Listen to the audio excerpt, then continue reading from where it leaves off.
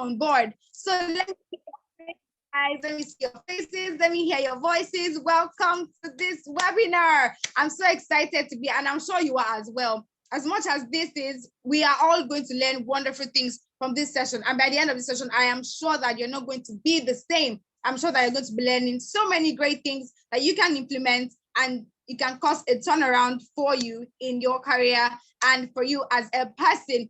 So I'd like to hear from you, Mr. Mohammed Musa, Seun Success. I'd like to hear from you. See Adeyemi, let me hear your voice. Mr. Kayode, Malvin, everybody, just unmute yourselves. I want to hear your voice. Unmute yourselves, unmute yourselves. Let me hear you. Good evening, good afternoon. Let me know where you're calling from. Let me know where you're joining us from. Yeah, hello, good evening, good afternoon. Good Wherever afternoon. you are. Yeah, I am yeah. Taiwo. I am from Canada. Wow, that's good. Good afternoon, Ma. Good afternoon. Good afternoon. Good afternoon. Mr.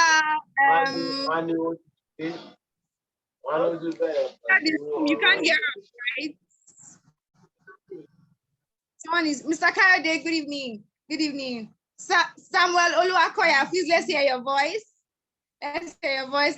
Let's hear you. Let's see your face. Good evening. Let's see your face. Let's hear your voice. Good evening. Yeah, I'm T. Where are you calling us from? I'm calling from Lagos, Nigeria. Wow, oh my God.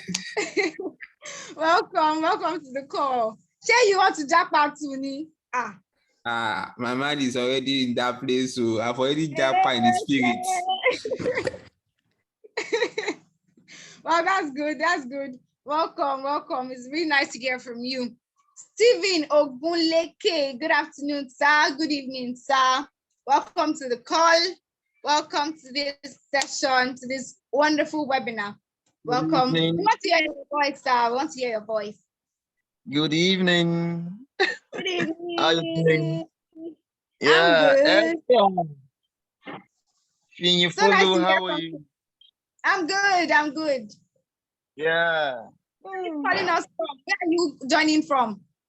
I'm from Nigeria. Wow, which state? Lagos State. Last June. Hola, Yemi, how are you?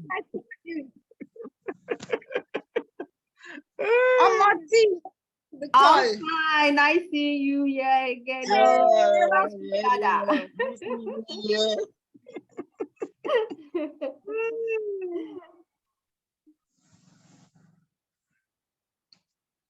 So we'll be starting very soon. Just need a few minutes to get to know ourselves better. We'll be starting very, very soon. So welcome once again to the Canada Express webinar.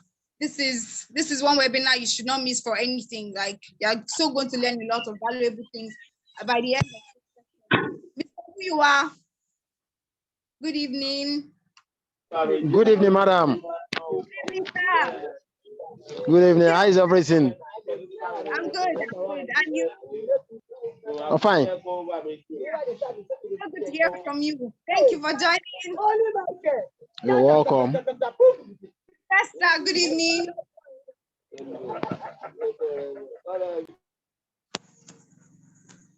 So we'll be starting very soon. So let's just get our minds together. I hope we all have our writing materials, our jotters, our pen, so that we can jot down everything possible, because we're going to be learning a lot of great things in this webinar. So please get your writing materials, get your book, get your pen, and get ready to learn. Get your mind ready, get yourself ready, get everything ready. Make sure your phone is powered so it won't die halfway, so you won't miss anything from this session. So while we chill, just let us chill till I introduce the first speaker to join us in today's session. My name is Finfolua Akiremi, and I'll be your moderator for this evening, for this afternoon's event. Welcome once again.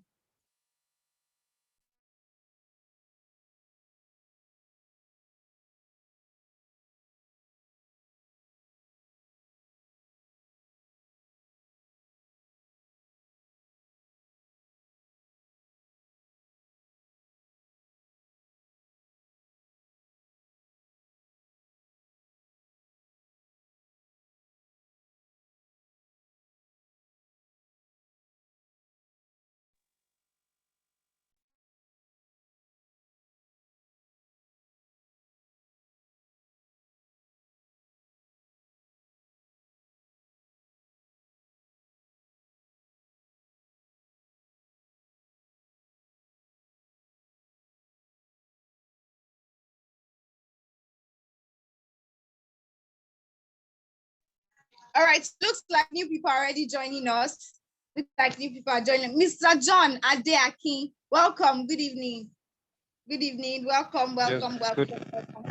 Good evening. Team Royal. Good evening. Samson Akitoku. Welcome to the call. Good evening. Techno Camo 15 welcome. Welcome. As you can see, welcome to the call. Let's hear from you. Samson, greet us. Let's hear from you. Welcome to this session. Good evening. So while we wait for the first speaker to come on board, who can tell me, like, what are one of the reasons why you want to leave this country? I have so many reasons. I mean, there's so many reasons why you should move on and have, like, go to greener pastures and everything. Like, I know one of your reasons. Like, why do you feel like you would really need to move out of Nigeria, move ahead to Canada, and all of those things? I just want to have an idea of what it's like for every single one of us. Samuel Oluwakoya, I want to hear from you.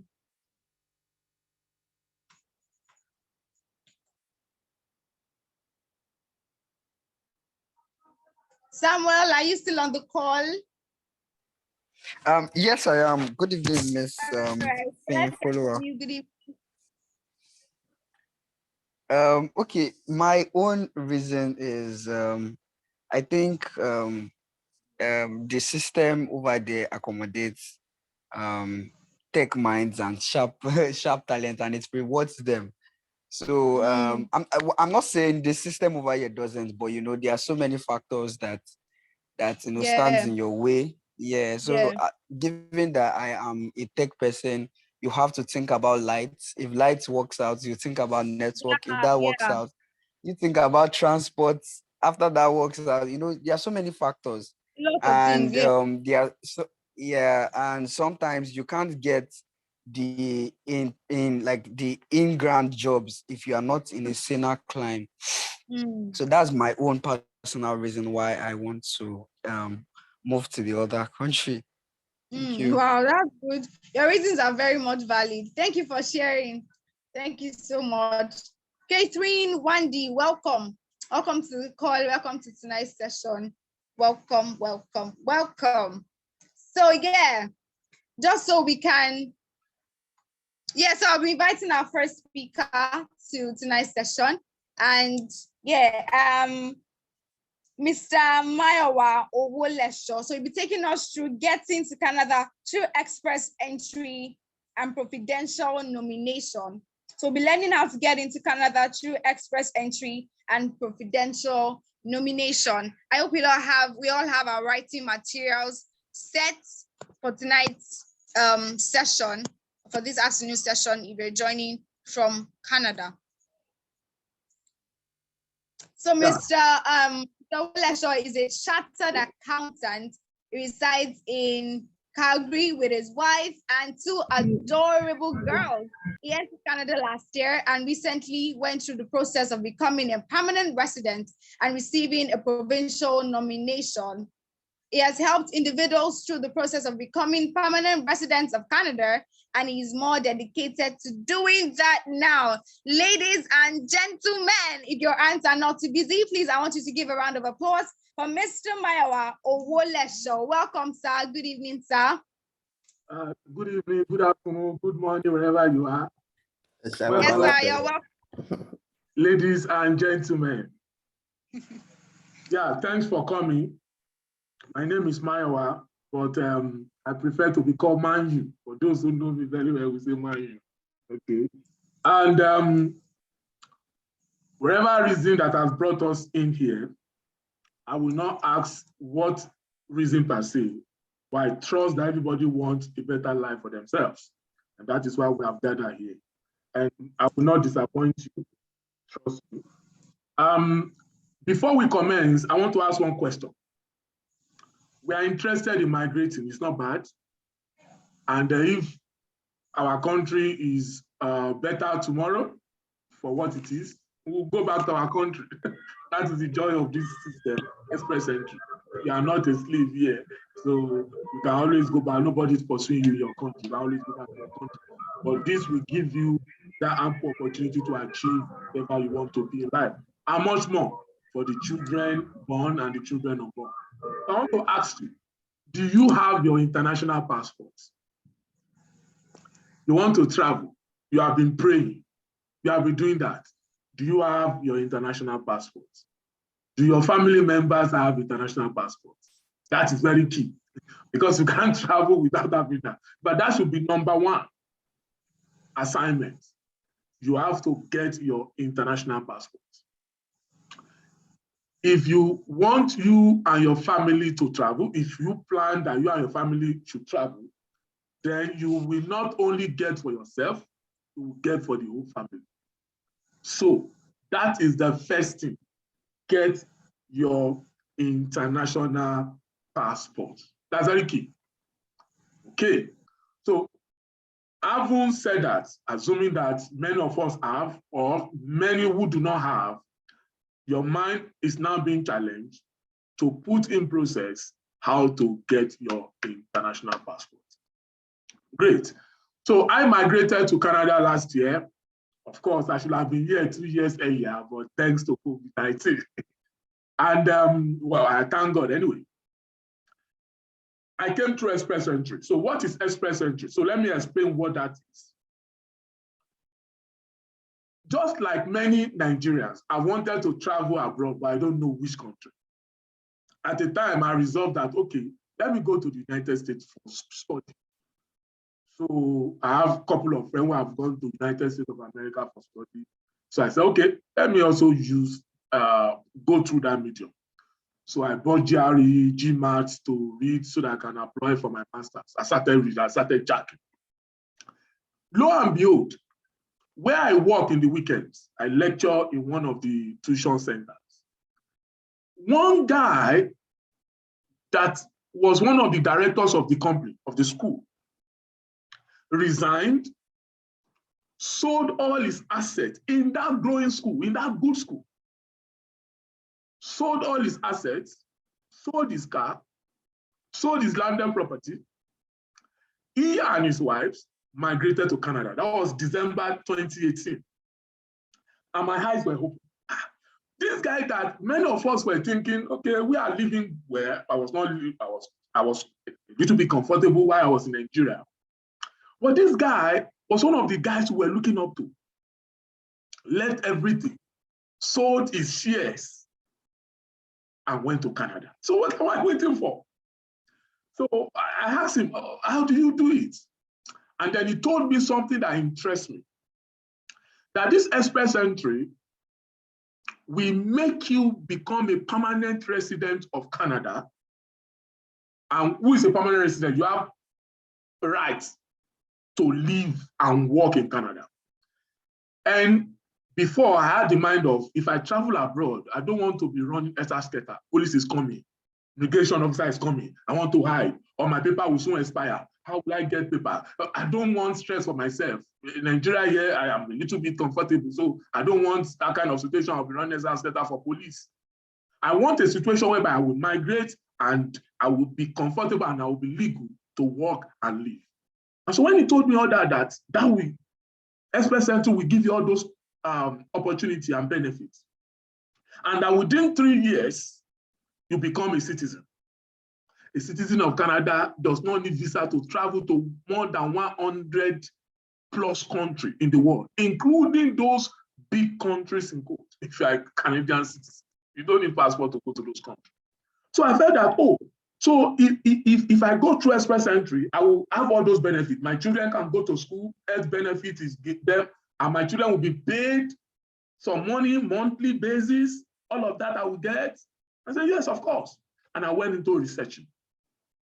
I abandoned America straight away. I blocked my way America, so I focused on this. In fact, the America before, I was thinking I would go alone. My wife has been praying that anywhere I go, I want to follow you. But I was thinking, no, I will go first, struggle for 2 years. So when I got this journey of Express Entry, my family can migrate with me at the same time. Oh, I love this. I don't need to be thinking about people hustling here, schooling here, and thinking about people all in another country. No. So I came to this. Now, ladies and gentlemen, the journey is not very smooth, but it's worth it. The journey is not very smooth. So people have migrated. A month ago, I picked a family in Calgary. That family, we will get to their story when I start explaining the process one by one. And I've never heard their own story before. My own story was funny, but theirs was somehow. So what am I saying? You should be committed. I said, get international passport. That is part of commitment. You should be committed. Sometimes you have to write exam. The exam is not a serious exam. You are not doing the YDS. You are not doing formulas. It's an English test. We'll get there. I did my English test once because I was determined. Whatever I will do to get me all of this, legally, I will do it. So let's start.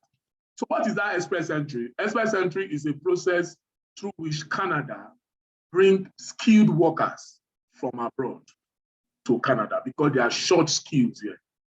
There are jobs, but they need people to come and do those jobs. Coupled with the fact that the mentality of an average Canadian is that they give birth to one child and that will be all. And so they have more aging population than the young population. And so they want more people who are active, who can bring the labor market to migrate. So they are looking for skilled workers. And so that is why they started that process. That process of express entry, because of COVID-19, they stopped it. But this July that we are in fact, this Wednesday, they are going to do a draw. So in this express entry, by the time you write your exam and you do your West and you enter the pool, so everybody who wants to go to Canada, for instance, who have written their exam, qualified to now be in the pool. The pool is, you apply, we call it preliminary application. You apply and be in the pool. So several people are there with different points. So every bi-weekly, they do it bi-weekly, every Wednesday, 2 weeks, in 2 weeks interval, every Wednesday, they do draws. In that draw, they pick those who have higher points.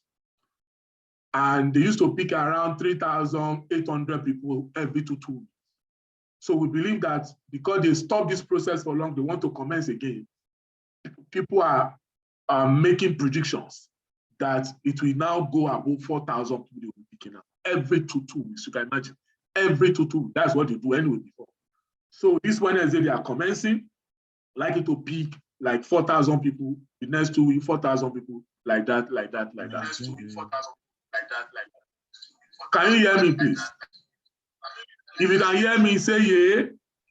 Can you hear me?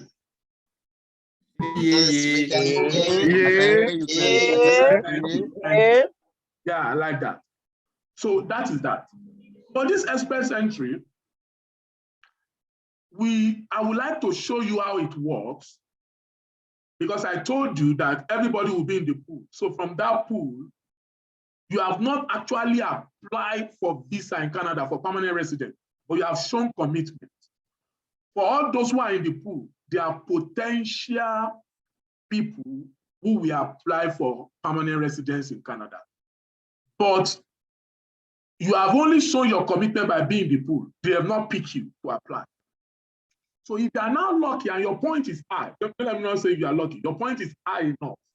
When the draws happen on a Wednesday and you are picked, they will now send you what is called ITA. That is invitation to apply. So at that point, you are now first among equals. So among people in the pool, you have been picked. That is the point you will now apply. So you are applying that I want to go to Canada. So they've asked you to apply, they picked you.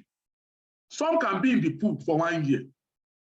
Some can be in the pool for 2 days, if you are lucky. That family that I picked, they were in the pool. How many days? No, not that family. I picked another family about 3 months ago before this last family. They were in the pool like 2 days. No, 1 day. They entered the pool today. The next day they picked them. So what am I saying? Be committed and be in the pool. I tell people, just be in the pool. Be in the pool. Anything can happen in the pool. So they pick them the Wednesday, meaning they send them ITA, invitation to apply. So they now apply formally to the Canadian government of their interest to do. So at that point, all the document that you have, you will now have to submit it and send it to them. By being in the pool, they are not asking for document. By being in the pool, you have only registered your interest. And I will tell you what prerequisite that you must have before you be in the pool. So if you be in the pool, fine, on your own side, you are being committed. And you have entered the pool that, oh, I'm ready. If you pick me, I'm good to go. So if you are now picked, meaning they send you ITA, then you now apply. Okay? Now, one thing about this express entry is that it favors the younger people. I will show you here. It favors the younger people. People around 20 to 30 first, those are first. It doesn't mean that if you are 50, you can't come, but I'm saying that it favors, does not mean you cannot be favored. But the process favors them because when you are between the age of 20 to 30, you get the maximum point. But when you are above 30, if you are 31, from your maximum point for age, they start deducting 5 points. So the more years you clock outside of 30, they deduct 5 points from your point. So older people like us, age might not be for us in that process. However, if I have masters or I have BSc plus another 1 year certificate or HND, this process, HND people are highly favored, or HND, or my spouse has HND, or the exam that I wrote, I did well. All of that will aid me and make my point to go up. So the first thing I will speak about here is the age. So let's go. Can you see my slide, please? Can you see my slide? So can you see my screen? No, we can't. You can't? No, we can't see it. No. Okay, No. let me reshare. Let me reshare. Okay. Share screen.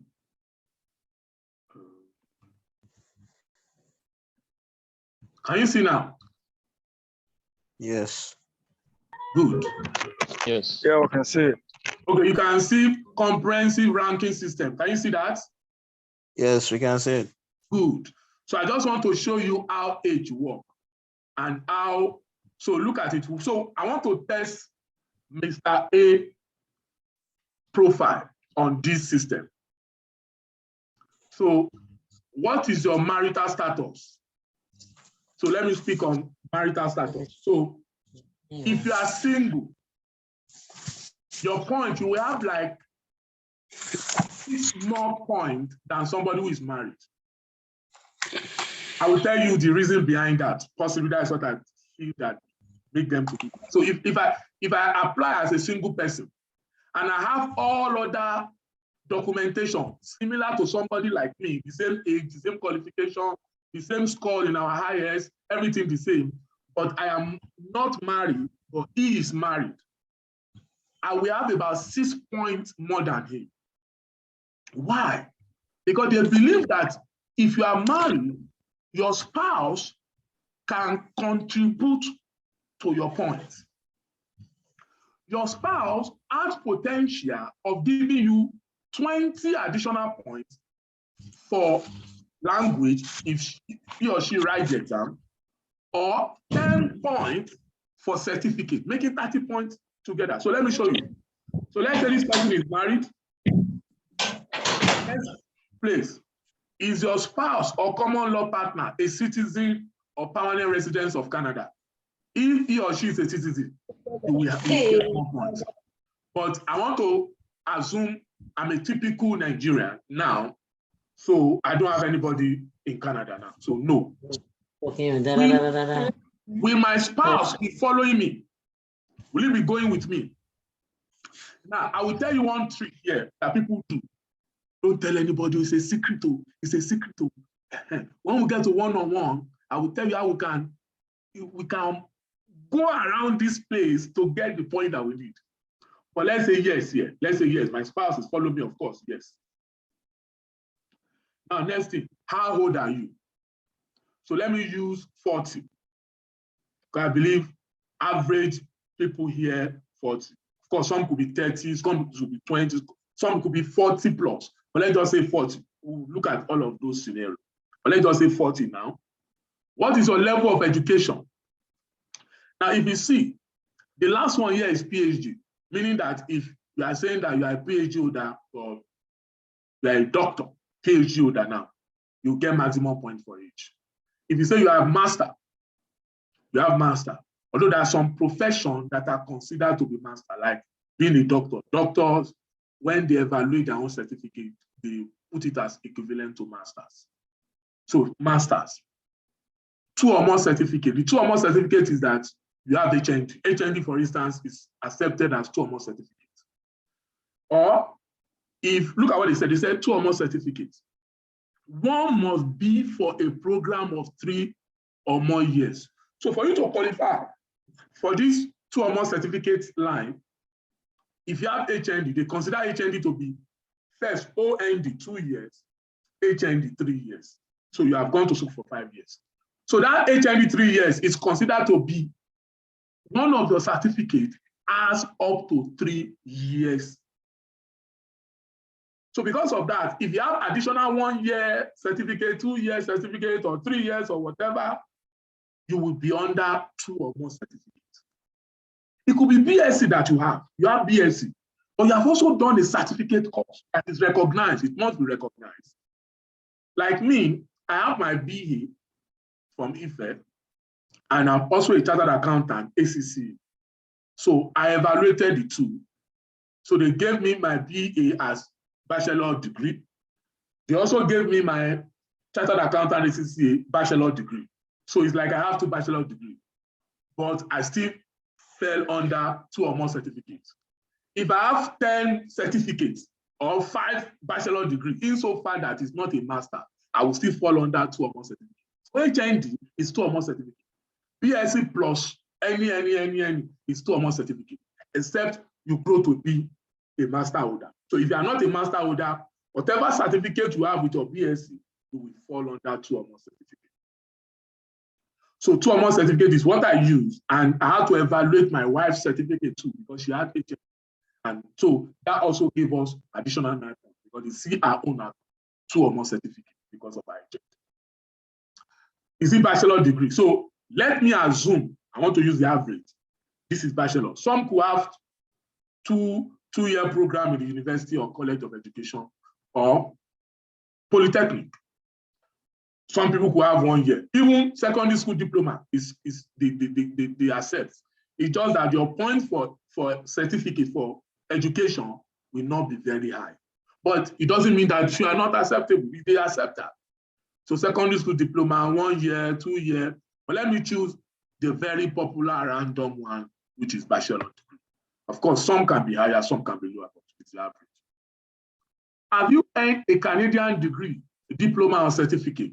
For many of us here, it would be no, because we don't have. But if you have, it gives you some points. Now, official language. For official language, those days when express entry started, when it was paper application, those people were lucky that migrated, but the information we couldn't get those information then. They were lucky. That time they would just ask you, rate your English language ability. Just speak advanced, just speak fluent, and they will accept it. That's all, because you come from Nigeria. But now, I think they ran into some problems when people migrated, and they clearly saw that these people that said they are very fluent or very, very advanced in English language have issue when they landed here. So they now said, okay, you should defend that your level of English language proficiency. So what do? You have to write IELTS. That's where exam comes in. You have to write IELTS, English language testing. Okay. So for some, they said, no, I'm from a French-speaking country. I'm from Mali. We speak French. So you can also write French. So here, look at it. So have you earned, this is no. Official language. So which result do you have? Are you test result? Okay. And that's your IELTS result.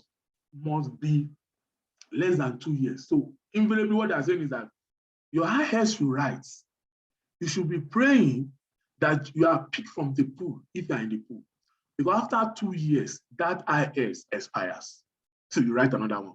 That's why you see some people, they say, I've written it 2 times, 3 times. I saw a family, the husband said he wrote it 16 times. That is what makes it expensive for people. That my boss did his own once. I did mine once. And I know a couple of people who did theirs once. And I know people who did theirs twice, thrice, 4 times, 6 times, 7 times, 10 times.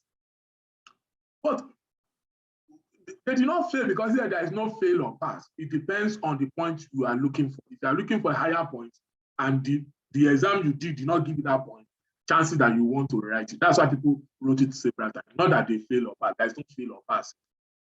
Okay? So that your result must be within 2 years. If it is after 2 years, it will not be acceptable. You have to rewrite another one. Okay? So let's say, yes, you have. So they will ask you, which one did you do? So there are several of them. If you can see my screen, we have CELPG. I don't know what that is. IELTS, so IELTS. That is what we do in English-speaking countries. There is TEF for French. There is TCF for French. I will still come to the fact that some people can speak both languages. Great advantage. For those who can speak French, great advantage when it comes to PMP, which is our hope. As we are past 40, many of us, PMP is our hope. But let me just show you how Express Entry works. So let's say this person wrote IELTS. This IELTS, there are 4 sections for the exam. Everybody will write IELTS. If you want to migrate to Canada to become permanent resident, you will write IELTS. Even though if you have been in Canada and you have been working in Canada and you now want to be a permanent resident, you will write IELTS. So everybody will write IELTS. But if you are a French speaker, then instead of IELTS, you can do TEF or TCF. Okay. Now, there are 4 sections to this IELTS: speaking, listening, reading, and writing. 4 of them. Now, speaking, everybody passes speaking. People that I've seen speaking, they lambast speaking. They get maximum points for speaking. Because we can speak English, I can communicate in English. Majority of people want to migrate to Canada. They are not people who are still struggling. They are people who can communicate. And that you can communicate does not mean you speak Swiss English. No, your normal way of speaking, just communicate. And remember the question the lady asked me during my own exam? She asked me, what is decision making? Have I ever made any serious decision in my life? And what decision can I remember making that changed my life? And I was speaking, so okay, I remember a decision I made some years back. I and my friend were just discussing, blah, blah, blah. And I was just talking as if I was speaking to a friend. That's just it. But one annoying thing was that I got 7. I was mad because it is over 9. All these 4 sections is all over 9. Over 9 speaking, over 9 listening, all of them are over 9. So for speaking, look at the drop down.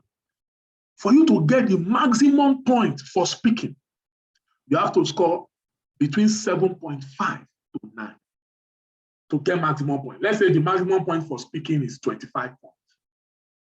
If you get 7.5, then you have the maximum point. 7.58, 8.59, because that is how they do their point. 0.51, 1.52, 2.53, 3.5. That's how they scored their point. So if you have 7.5 to 9, you have the maximum point. And people have maximum point for speaking. I got 7. I don't know what happened. I don't know. I thought I did well. But I've seen people, this is not an issue for them. But of course, we can practice. By the time we do one-on-one, because I learned that the organizer of this program said that because all of us, we have different peculiar assessments. Okay, your own assessment might be, this person might be 40, you are 41. That person might be married, you are single. That person might be divorced. That person might have 2 or more certificates. That person might have master. So people still have different situations. So there will be need for us to meet one-on-one so that I look at your situation and I can channel you to where you rightly can fit in easily. Okay, so we'll still do that. But yeah, is a general introduction and understanding of how it works. So I got 7, I don't know how. So let's say 7.5. If you have 7.5, the best for you, 7.5. Okay, let me explain this. Okay, no, let me finish. Listening, the next one is listening. I'm enjoying this. Listening is this. They'll give you a set in the exam, and everybody will be seated. They give you a set, they give you a question paper, then they play a record. You'll be hearing conversations or a lecturer lecturing students. And from what, for instance, you might just say, oh, my name is Jumbo. May I meet you? Oh, my name is Cynthia. I want to make a call. Oh, give me your number. 080 000. So they ask you, what is the number given to that? That may be question 1. So you are writing, as he's saying 080, you are writing. So question 2, they will not tell you question 2. The conversation continues, they don't wait. So they might say, okay, where do you want to call? I want to call so. I want to call one Mr. A. He's calling Mr. A. So you are doing that question. So by the time you finish 1 to 10, for instance, they might say, you now have 10 seconds to read the next section of the question. So you quickly, before they continue, because they give you 10 seconds to quickly peruse, to quickly go through your question. So you quickly go through, okay, this is what they're asking. Okay, then they start again. So they don't wait for you. That's listening. But listening is where the demand is highest. The process requires you to have 8.5 here. Look at the drop down for listening. You know, for speaking, the highest was 7.5 to 9. This one is 8.5 to 9. So they expect to, but it is the easiest. After speaking, let me say it is the easiest. Because you are actually listening. I've seen people that's got 9. Now, people hardly fail this. I got 8. Yeah, I got 8. So I got the next one. Okay, I got 8. I think I failed 3 or what. So because if you fail more than 3, you come to 8. But I mean, if you fail 1, you will be 8.5. 2, you'll be 8.5. 3, you'll be 8. 4, you'll be 8. But 5, you go to 7.5, and that is bad. If you cannot get the highest score, try to get the second one.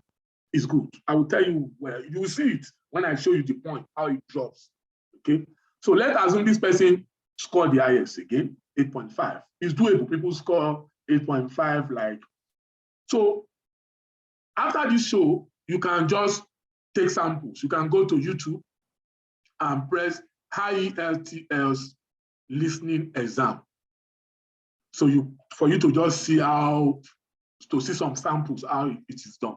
So what I did was that I started practicing my listening before I registered for the exam. It was listening that I concentrated because I was not used to it. So I was used to speaking. We have been speaking all the days of our life. Reading, I will tell you why we are used to it. It's like Nigerian comprehension passages. Writing is like those essay writing. So listening is what I was not used to. So I had to do some practice, so I now got used to it. I now registered about 2 weeks. Then I now started preparing for reading, writing. But listening, I actually dealt with listening very well. I got 8, but it was still enough. Reading. Look at reading. The maximum point for reading is 8 to 9. So if you have 8, good to go. I had 8, so I had maximum here, good. So how is reading like? Reading is like comprehension passages. Read and they ask you question, number 1. And one good thing about their own exam is this. I like it. It's so logical and methodological. What is that correct? Methodological. Okay. So what that means is that I like them. If they ask you question 1 from a comprehension passage, they ask you question 1. If question 1 is in the first paragraph of that passage, question 2 will be the next paragraph. Question 3 is next. Question 4 will be. So they don't do it randomly like Nigerian comprehension where they will, question 5, they will go and choose it in paragraph 1. They will just to make you feel, no, this one, once you have done question 1 from that first line or 2 lines, you should know that that 2 line, first line, have no business again in question 2, question 3, question 4. So it's like that. Okay, it cascades down like that. So maximum point for reading is 8. People blast reading. People blast reading like 8.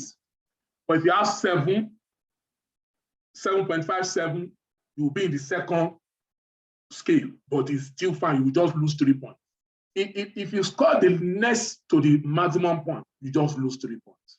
So I lost 3 points when I did my speaking. I lost 3 points in listening. So overall for language, I lost 6 points for the whole maximum points. So let's assume this person also has maximum points. Now, for IELTS, the section that gives people problems, and I'm not surprised, because that is Nigerian problem when it comes to education generally, is writing. And funnily enough, writing, you just write 2 essays. Write a letter to your friends, if you are lucky, or to principal, or to local government chairman, normal, informal or formal letter. And all those techniques of informal is expected for you to give to. They will not say it's informal, but you will know that I'm writing a letter to my friend, writing a letter to my family. It's supposed to be informal, the way I should put some things. If you are writing to local government, to a government, blah, blah, blah, it is formal. Then the second question usually would be it's a debate. I remember the debate I did was education, with social media education is better than something. So it is a debate, argumentative essay. And of course, I was used to that. But people that write this exam more than 1 time, 2 times, 3 times, usually their problem is writing, usually. But for writing, they also know, I guess. So they say 7.5 up is the highest point. So if you could score 7.5 up, you will get your maximum points. But if you will not, yeah, I'm with you. Go ahead. Oh, go on. Okay, so, but if you can't score the maximum point, you have the next. So I got the next here. So, okay, I lost 3 points in 3 places. I only got maximum point for it. So I lost 9 points. So let's say maximum point, this person gets maximum point. So look at the next question they ask you. Do you have other language tests? Let's say you are bilingual. You can speak both English and French. And you have also written French exam. I know people who started preparing for French exam just to increase their points.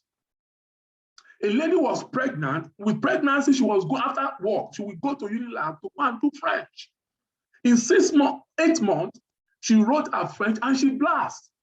And her point jumped up. Today, she's in Canada. So people do several things out of, I just want to leave. Okay, so if you have another language, you just put it here. Is it TEF? Is it TC, like I said?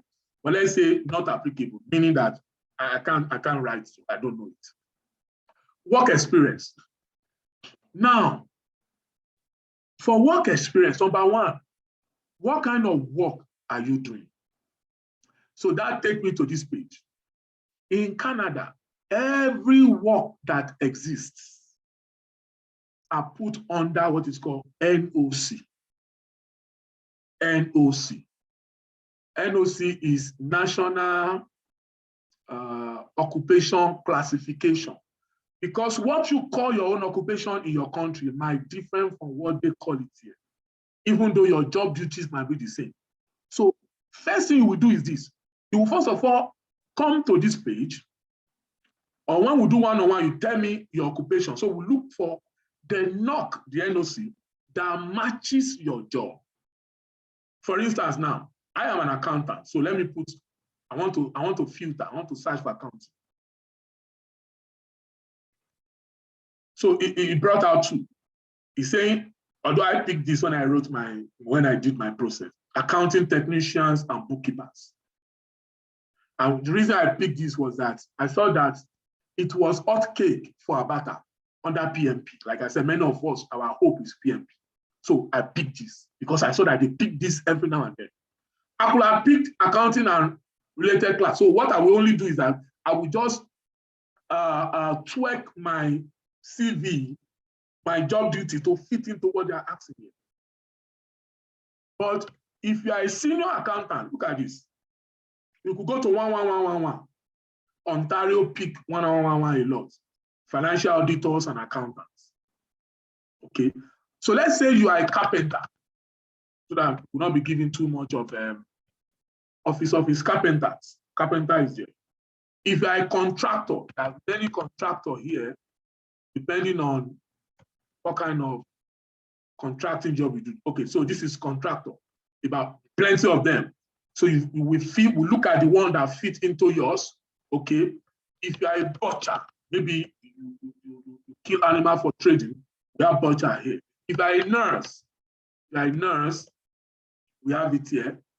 We have nurses here, registered nursing license, practical nurse, blah, blah, blah. If you are a teacher, Ontario picked primary school teacher and secondary school teacher last week. Ontario, this last week, they picked primary school teacher from the pool and secondary school teacher, elementary school kindergarten teacher, elementary school teacher assistant. Okay, so we come here, we look at the NOC, we pick it. For instance, if you want to check the duty, you just click on it, or you now go to another page to check secondary school teachers. It will now give you the duty. So you now say, okay, this is what I do in my place of work. So you now align and pick that NOC. So let's go back to our CSR. So here, they now ask you, based on that your NOC you have picked, have you worked in Canada before? This one usually none. We have not been working in Canada before. Now here they now say, in the last 10 years, how many years of foreign work experience do you have? So this one is talking to us now. So in Nigeria, in Cameroon, in India, in China, so how many work experience do you have there?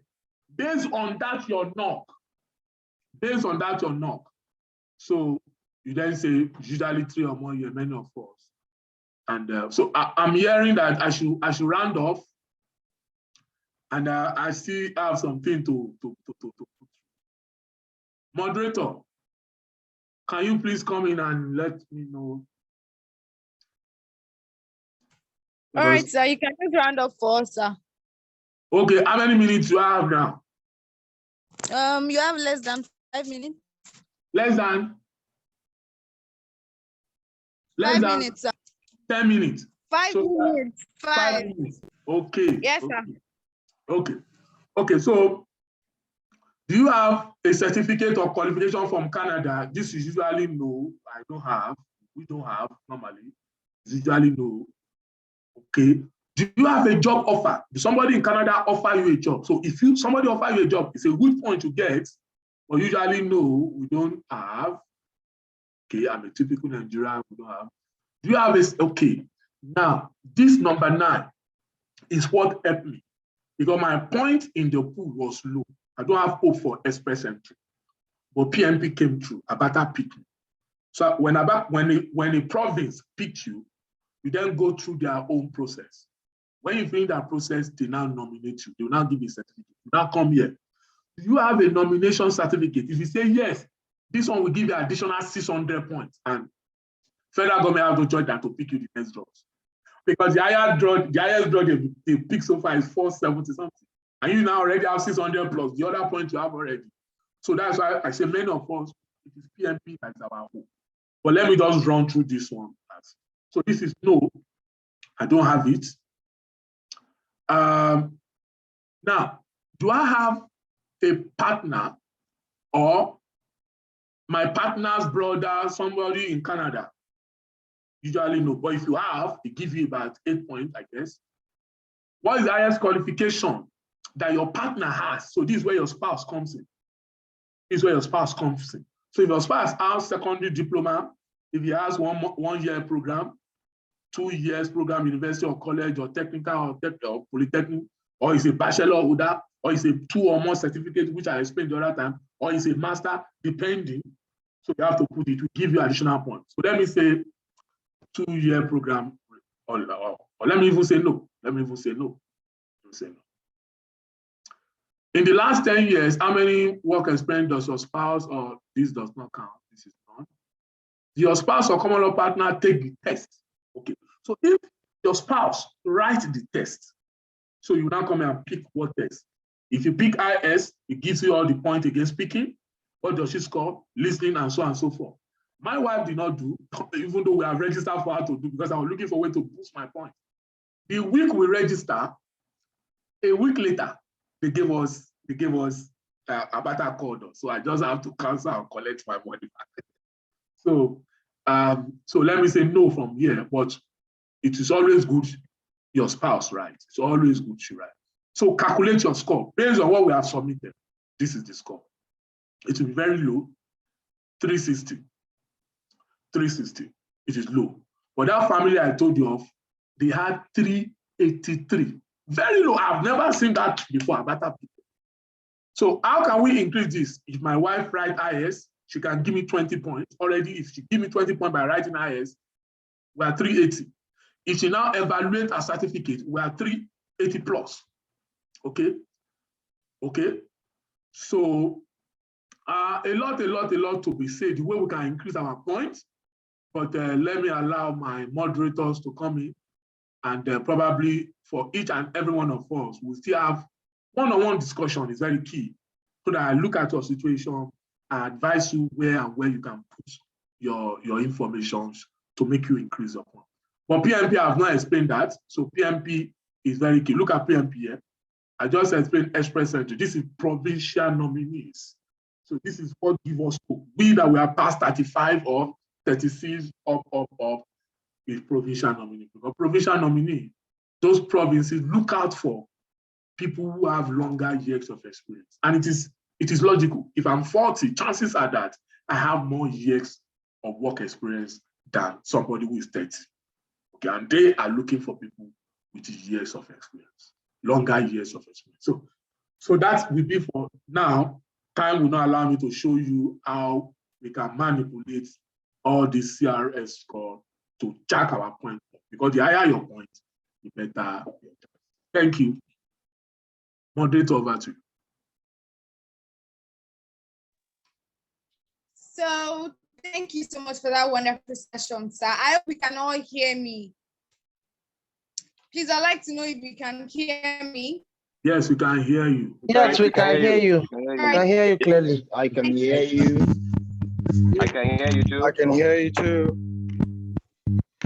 Thank you. So thank you so much for that wonderful session. It's really detailed, and thank you for taking us through the process and how we can register and all of that. And we don't have enough time. This time we have will not be enough for us to really go through the process deeply. So we have a one-on-one session for people that want to go further, because we all have issues peculiar to us, and our registration might not be the same.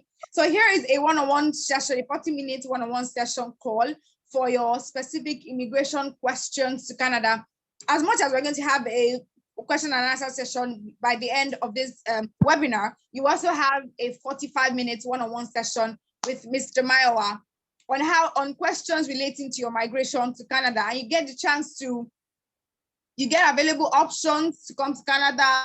You get best options. It tells you best options, things you can do to best increase your grade on how to join, not to move to Canada. And you can also get a WhatsApp group that will help you answer all your questions. And you can also have a free guide to aid your process. And the fee is just 4,000 Naira. I'll share the link to register in the comment section. So pending time that we go on with this webinar, you can do well to check the link, register. It's just 4,000 Naira to help you speed up your process on getting a chance to get to Canada. Let me share my slides so you all can see. Let me share my screen so you can see the, all right.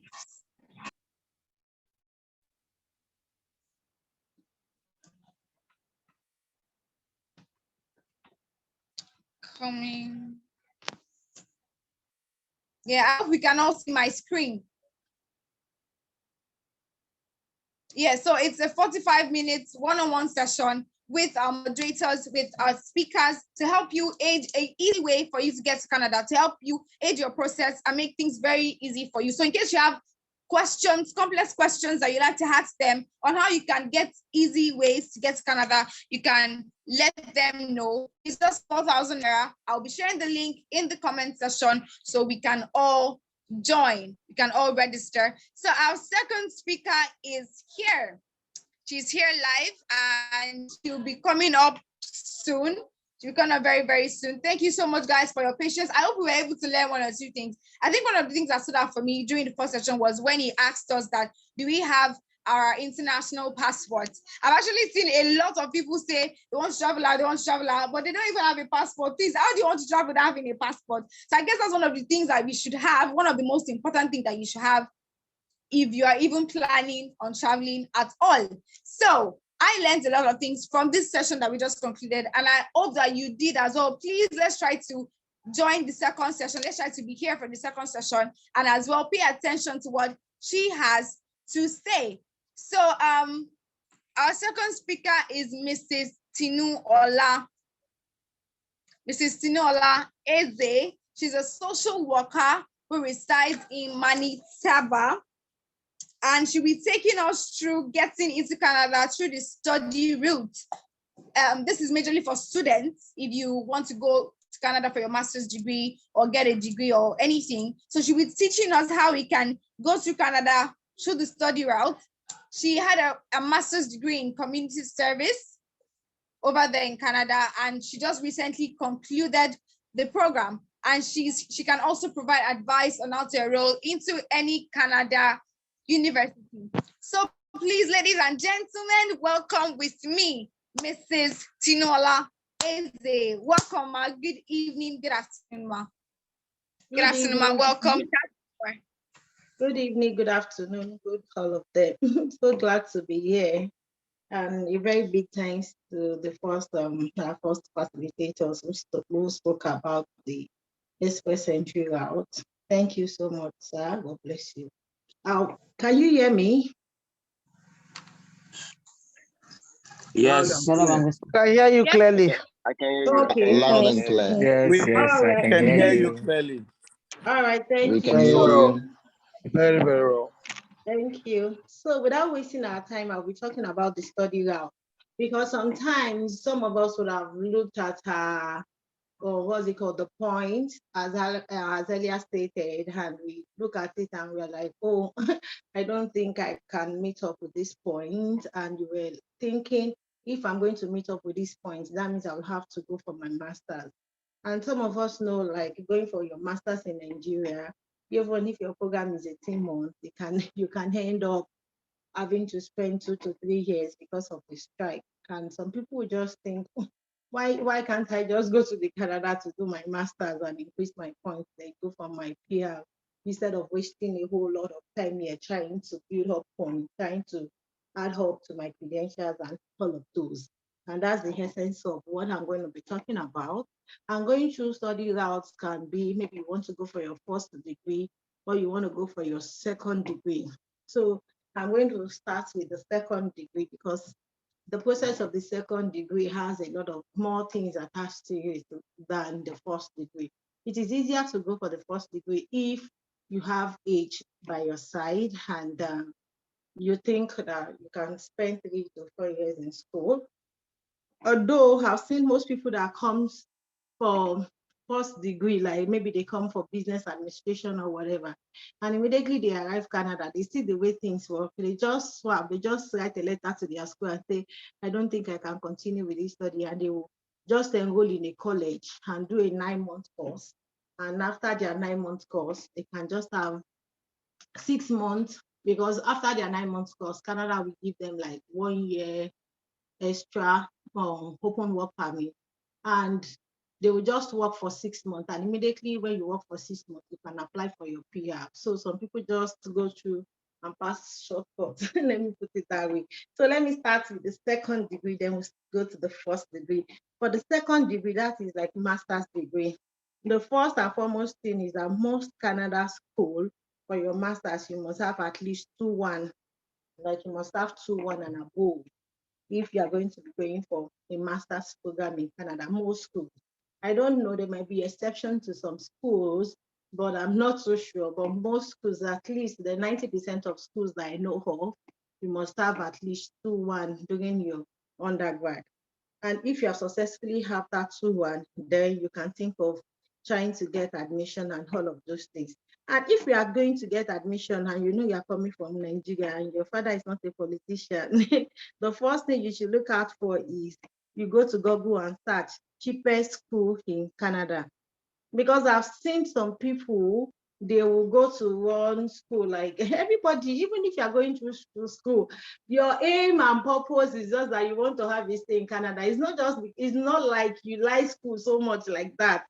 So I've seen some people that make mistake of going to a very expensive school, and at the long run, they get stuck. I've seen a guy, he has graduated, but school is not willing to release his certificate because he's owing school a lot. Can I continue? Yes, we can hear you, yes. All right. Continue. Okay. Please continue. Yes, okay. Mike. All right, because he's owing school a lot. And I was asking him, and now he can't apply even for his postgraduate work permit because he needs a letter from the school, like letter of completion to apply for it. But he can't even apply. So he's stuck. He can't move forward, he can't move backward. So it is more essential to go for, like, try to Google and see cheapest school in Canada. Then you see the list of cheapest school and you calculate their tuition fee, and you ask people, if I'm a student, if I work and this, will I be able to afford it? Because many of us, most Nigerians here are self-funding.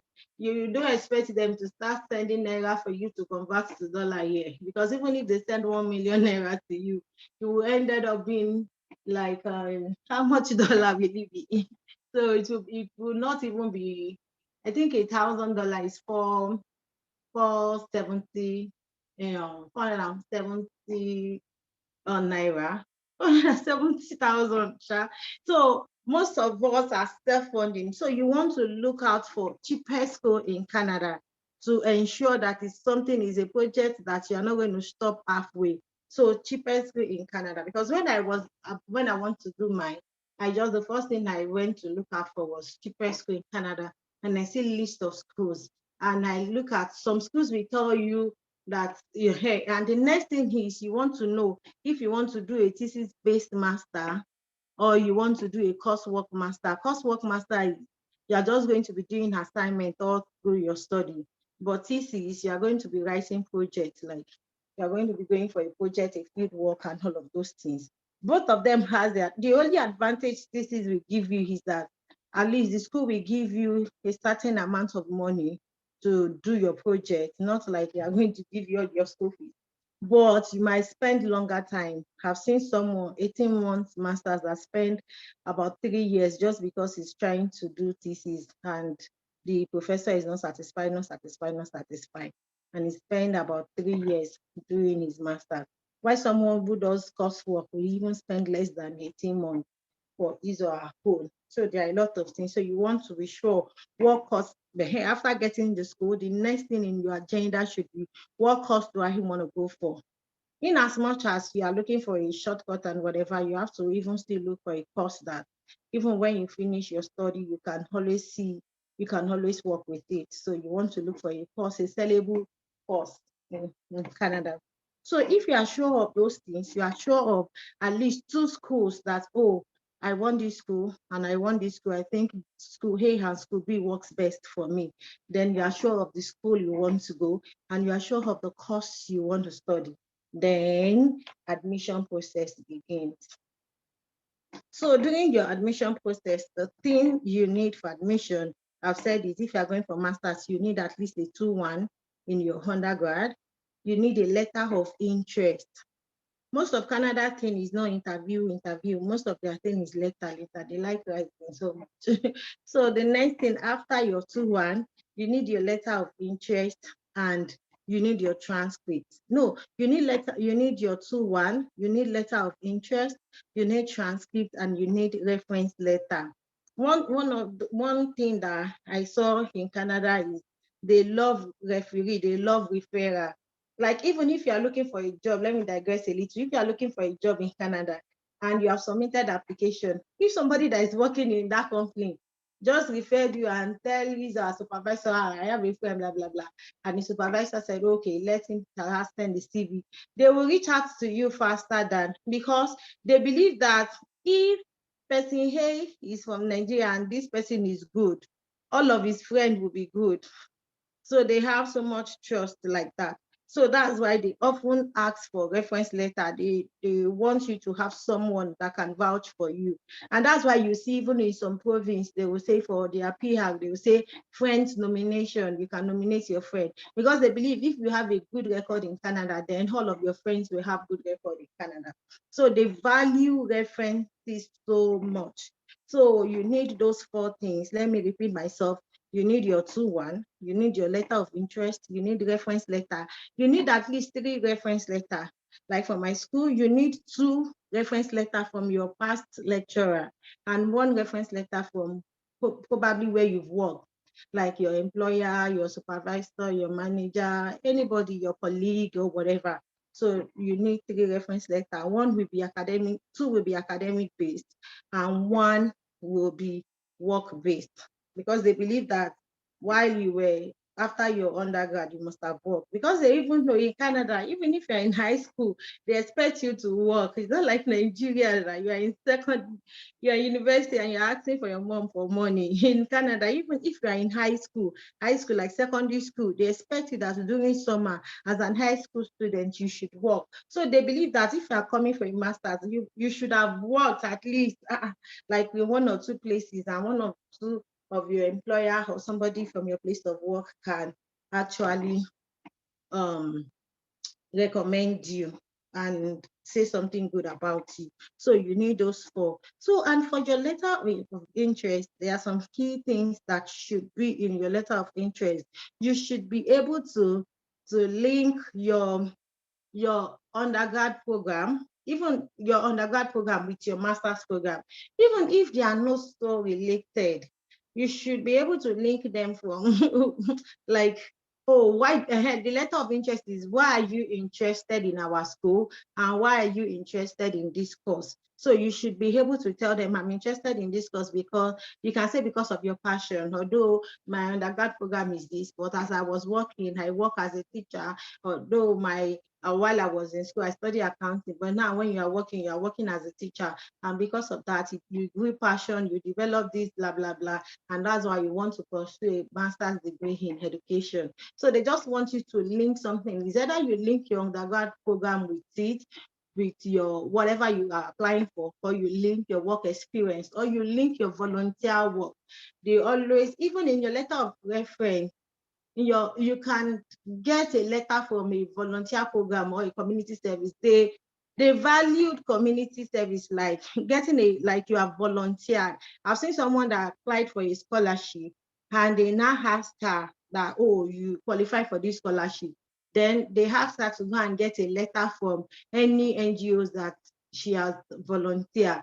And because she couldn't, like while she was schooling, she did not volunteer in any community service. Because of that, she didn't get that scholarship, and it was a whole lot of money. So you can even get a reference letter from any NGO or whatever, or any community service, any place you have volunteered. So they expect you that you are not just sleeping all through after you undergraduate, or while you are even as an undergraduate. So the next thing, okay, I've talked about the letter of interest. I've talked about your transcript. The earlier the better. All of us, we know our system in our country. I believe most of us, if not all, are from Nigeria. Because your transcript, see, if you know that there are some schools that if you don't follow up, like your transcript will slip there, or you just decide to go and apply online and you're expecting them to send your transcript to school. When I have to go down and stay on their neck and like follow up with calls, bombard them and hold. Because without your transcript, there's nothing the school can do. I've seen someone that have applied, but the transcript did not get to the school before admission closes. And because of that, the school will tell you sorry, and they will have told you your money is non-refundable. So you have to, even some people send their transcript first and wait for admission portal to open, then apply. So your transcript is very, very important. And that shows, and they even, sometimes some people don't even have that strong 2-1 or not up to 2-1. Sometimes they will just consider your last semester. What is your grade during your last semester? Something like that to give a boost. So I think that is that for admission for or master's. Now, before I talk about the visa study permit, let me talk about admission for undergrad. Admission for undergrad is easier, just like I said earlier, because all you need is your WAEC scratch card and your WAEC certificate, because those are just the two things you need to apply for admission as an undergrad. But you must have at least C5. Most Canadian schools don't accept C6 like we do in Nigeria. Like we just believe that if you have 60s, yeah, you have a credit. They don't count 60s as credit. So they believe you should have math and English plus 3 other courses. But at least in all your 5 credits, you should have at least, you should have at least a C5 in your WAEC or your, some schools accept NECO, why some don't. So you have to make your research to know if your school actually accept NECO or not. So that's just to, and then application. For your undergraduates, you don't need letter of interest, you don't need transcript. The only persons that use transcript during undergraduate, I've seen a friend that has done ND, and because what's it called? WAEC is not, she doesn't have up to that C5 or something. She just have to pack it up with her ND certificate and send to the school as a transcript and all. That's the only person I know that used transcript. So, but for undergraduates, normally all you just need is your scratch card, your WAEC certificate or your NECO certificate, then you apply. Once you have your C5, there is like 85% tendency that you will be given admission. So that is all that for admission. So after admission, your admission is like stage 1 out of the major thing after you've gotten admitted. The major thing now is that your study permit, how you should package it to ensure that, I've seen a lot of people that have gotten admission and yet they don't have the study permit. So, well, after your admission, the next thing you want to do is to package your study permit application. So for your study permit application, if you are going for a graduate program, like a master's program, you need letter of explanation. Whichever way, everyone needs letter of explanation though. You need letter of explanation. And that's your letter of explanation will be more detailed than your letter of interest to school. Because Canada don't do interview like US and some of those. Everything they want to ask you in your interview, your letter of explanation must answer them. So if your letter of explanation does not answer some questions in the mind of the visa officer, they just believe that this one is not serious, they dump it. So you want to pour out every likely questions you know a visa officer might want to ask you. So like on the first thing, I can categorize the letter of explanation into number 1, you introduce yourself. Number 2, you let them know you got an admission to study so in a so school, and you like the school because the school is one. You can just go and copy one thing and change the words, one thing that the school have used to hide themselves and their program. Like you are going for a community service, like in your research, you discover that school A is the clinical that does this and that in community service, and because of that, it suits your interest and all of those things. Just tell them why you want that school, and you also now tell them why you want to pursue a master program. Because I've worked at this, I have passion for this, because my undergraduate program was this or that, whatever reasons that suits your situation. You let them know why you want to go for the program. The next thing you have to, in your letter of explanation, you want to explain to them that you have some things at home, but you are just going in for masters just because you want to gain knowledge. You want to explain to them that after your masters, you are coming back to your home country to do this, to do that, to do blah blah blah blah blah blah. You are not trying to tell the visa officer that I want to run away from my country because there is no money in Nigeria. They will tell you should not come and become a nuisance in their country. So they want someone, they want you to hype yourself and you have passion for your home country. And when you are done, you are coming back to do this, to do that, to do this. And one of the boosters for, lest I forget, for study permit is when you have a sponsor. Like, because most often I'm not even, okay, let me go before I jump to that. After your letter of explanation, since there's still one-on-one section, we can talk more in details about it. The next thing, you need some document to back up your application, your study permit application. The documents includes your finance, your bank statement, your certificate, your past certificate. If you have worked somewhere before, your past employment letter, yeah, you need several documents. We can handle that in the one-on-one stuff. And if you have some property or whatever, you can add it to your document for them to know that you are not just someone that is not doing anything back at home. The next thing is your proof of fund. Like, they will want you to prove to them that you have money to go to school. The proof of fund is not like you want to spend all the money for your processing, but you just want to show that if was to, I have money to go to school. And normally they will want you to have at least your 1 year tuition, which varies school per school. Like some schools are very cheap. Some schools you can even, if you are going for a master's program that I know, you can decide that in your first semester, you just want to do 2 courses because they charge per courses.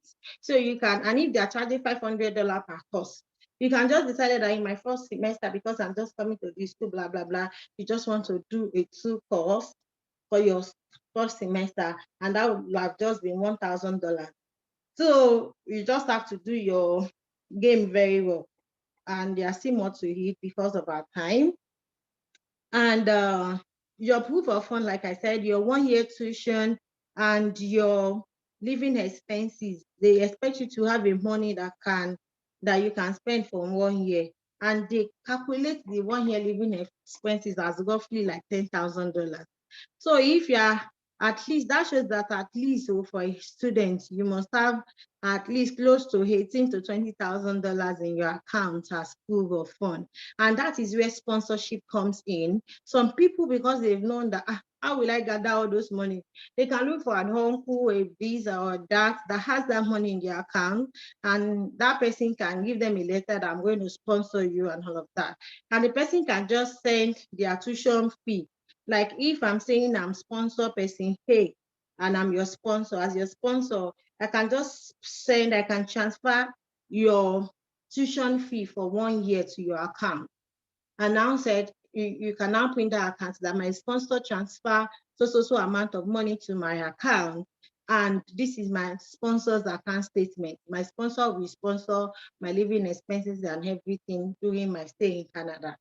Your sponsor will write a letter to that effect that he or she is your sponsor. So that also works. Some people, that saves some people a lot from the heck of getting a proof of fund and all of those things. And most often people with sponsor get visas faster because they believe that if anything happens, it's their sponsor that will pay for them, even though most often they are still the one that will pay for their thing. And I don't know how many minutes I have left, so that I can just wrap up with this. So if you are coming with a study permit, that is possible. If you have a family, you can come with your family, or you come first, then your family comes to join you. If you are married, your spouse will be given your open work permit, while you will be given a study permit, while your children will be given visiting visa. So some people have that package in one while they're applying for their study permits. They apply for their spouse and their kids alongside. That is possible. And some people, just because of the proof of fund will be much. All right, thank you. So for some people, just because they felt the proof of fund will be so much for them, if you're applying as a family, they just allow one person to go and immediately they submit the first person, what's it called, application. the family can then apply afterwards. So whichever way, they are still going to be given. So now let me talk about, with this my 10 or 8 minutes I have left. So after study, what next? Is it that after I study finishing Canada, will they tell me to be going to my father country or whatever?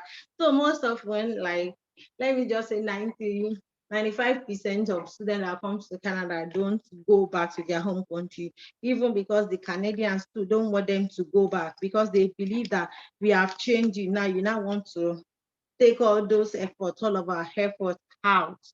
So that's why they have a lot of permanent streams for students.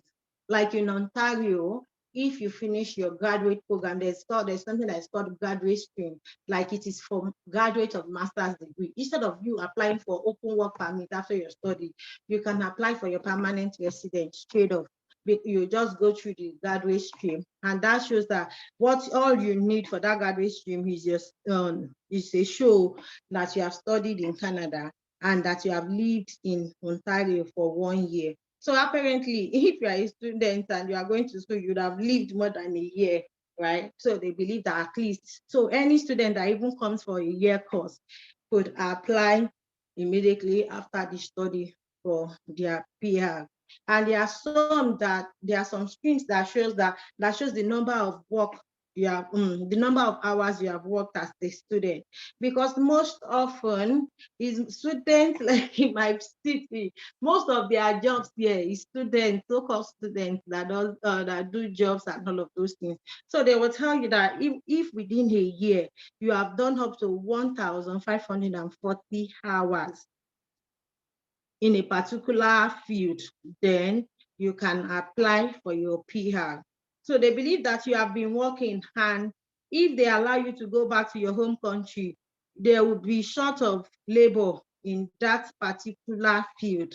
And they give another, opportunity to people that work as healthcare aid, personal support worker. Some students, while they are schooling, they work as healthcare aid in some homes. Like when I say homes, what do they call? They call it homes actually. So in some homes, because some homes have people with disabilities, some homes have aged people, some homes have different kind of people. So if you have worked in some homes, because they are always short of staff, they are always short of labor in that, because most works here, like menial works, are basically working in a home care and all of those. So, and they are always short of work, they are always short of labor, and it's students that does those kind of work most often. So they believe that if they let you go back to your home country, who will do this and that? So the numbers of hours you have worked as a student matters. Even most often, I've not seen students. Okay, there was a time I saw a student that came and it was like, no, I'm not going to work. I'm not going to do this. I was laughing at her. That, I said, the only reason I will believe you if you tell me that your surname is Buhari or Jonathan or Shibaju or whatever, because no matter how ready your parents are, by the time they send Naira to you first year, second year, they will understand. They will tell you, they will send your school fees and they will send your money for feeding. They will send your house rent. And you want to wear top, you want to wear jeans, you too, you want to buy winter jackets and all of those things. And they will keep sending all those money. If your parents are wealthy, the least they can do for you is to send your school fees. Every other thing is on you. So even Canadians, once their children are 17, some of them will even send them out of the house, like, go and fend for yourself. So if as a student, you should work. And if you go to a very cheap school, it is achievable for you to pay your tuition yourself, to pay your rent yourself, and to do your feeding yourself without any support from home. If you go to a reasonable school, if you do not go to school that will break your pocket, so it is achievable. Like my first year, I did all of those myself, and I even don't even call home. I say, I need some money. So it is achievable. If you go to a reasonable school, you are not looking out for the most expensive school in Canada. I think because of our time, I would like to stop here. Thank you. Thank you, Ma. Thank you so much for that wonderful session.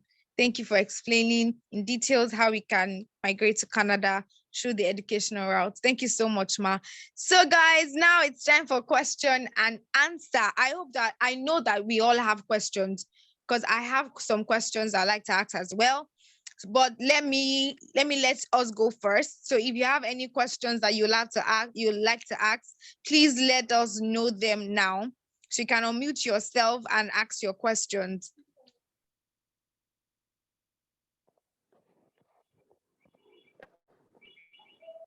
I have questions. All right, sir, please go ahead. Hi, my name is Rochdal Unifade. I'm from Benin Republic. Do you hear me?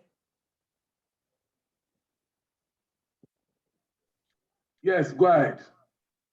Okay, I'm from Benin Republic. I'm 22 years old. I have back in Benin, we call them back WAEC, is WAEC. And I have a Benin Republic passport. And I want to apply for admission.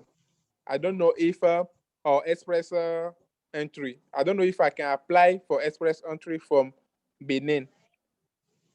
I don't know if I apply for that from Benin.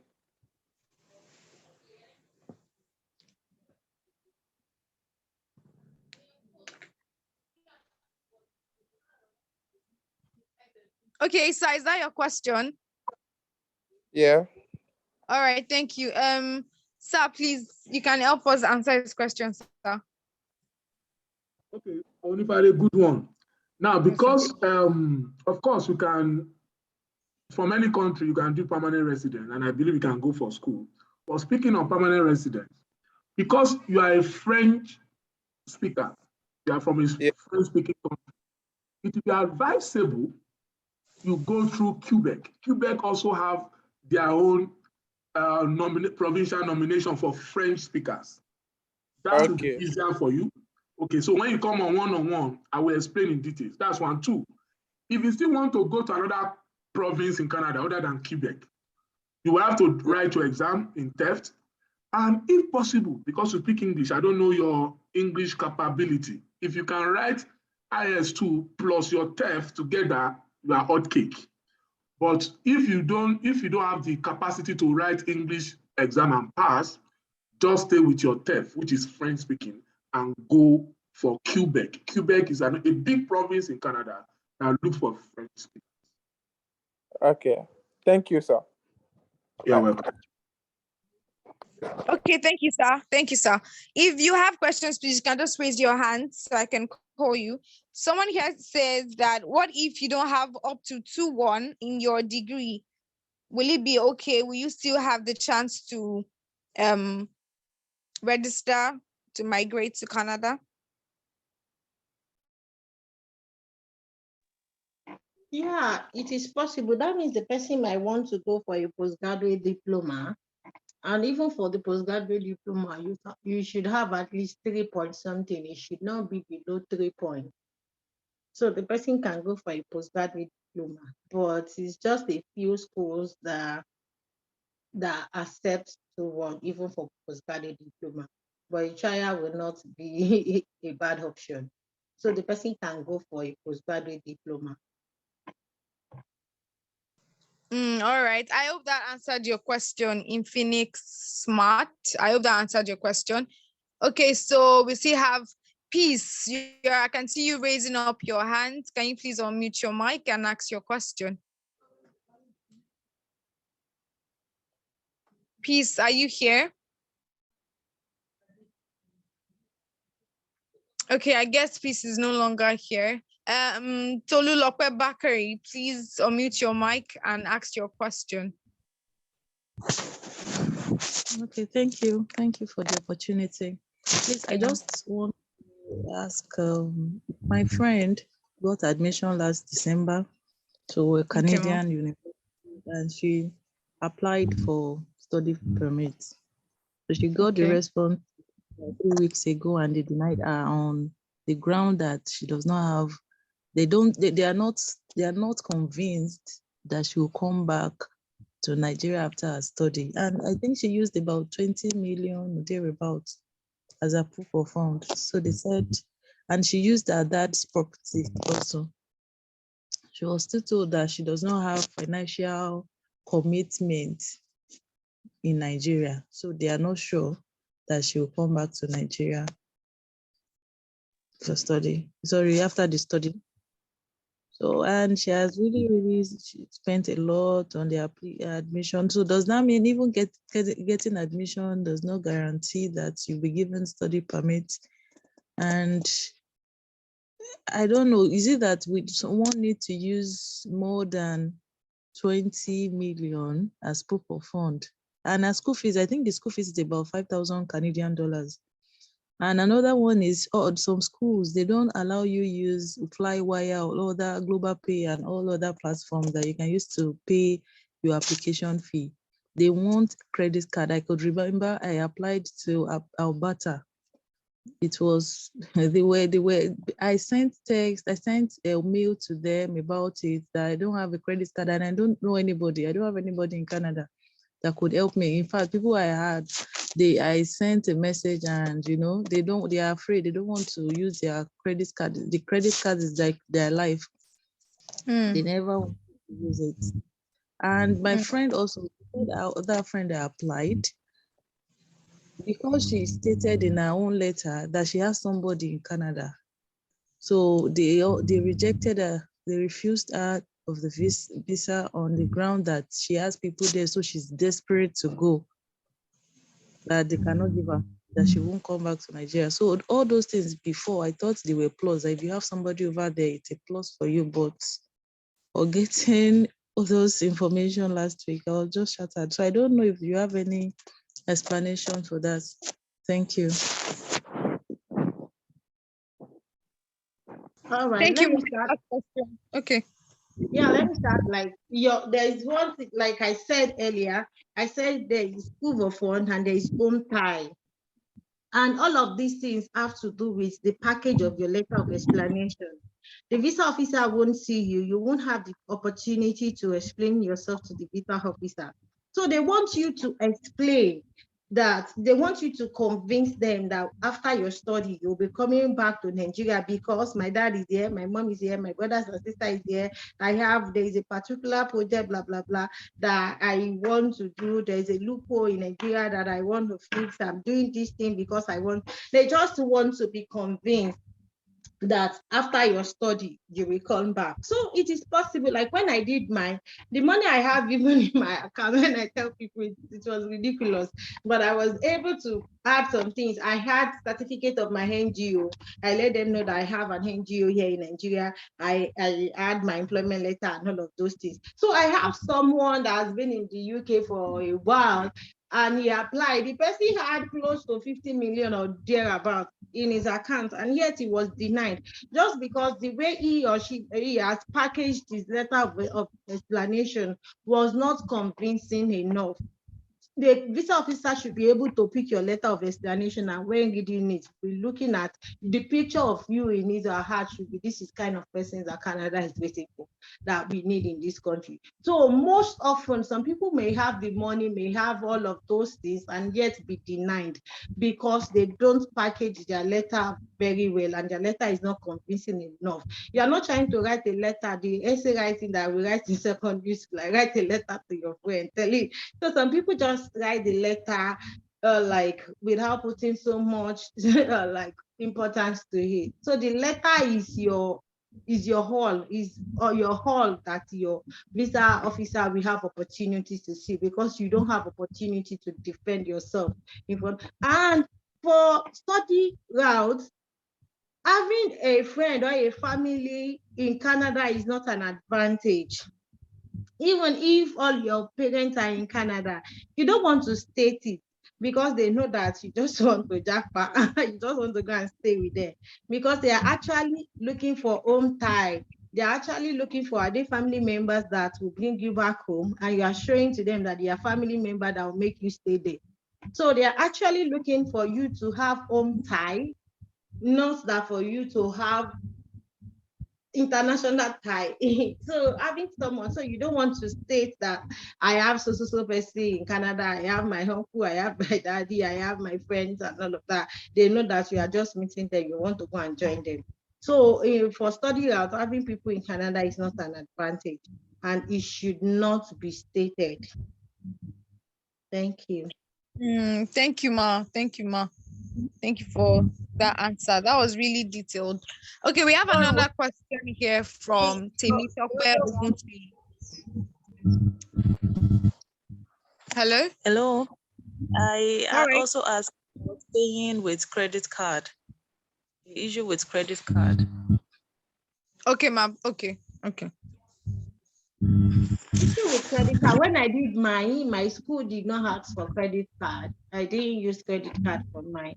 I used my debit card as at then. So my school did not ask for credit card. All they wanted is for you to pay admission. And that's why schools that you want to go, every schools have their own peculiarity. So you just have to understand the peculiarity of any school that you applied, like you are applying to or something. So some schools does not have, you don't necessarily have to use credit card. And if they have, there should be one or two persons that could vouch for it, that at least you can talk to, that you can ask for their Naira account if they, and you should be able to pay the exchange rate they will ask you, because sometimes we will go to internet and check exchange rate. And those in Canada, they have some application they use in sending money to Nigeria. And if you're trying to give them the normal exchange rate, it might not work for them. Like if the normal exchange rate says $3.30 to $1, and somebody is using a free change that gives him $4.70 something to $1, and you're not ready to calculate it in that normal route, the person sending money, he or she may not want to accept to do such a transaction with you.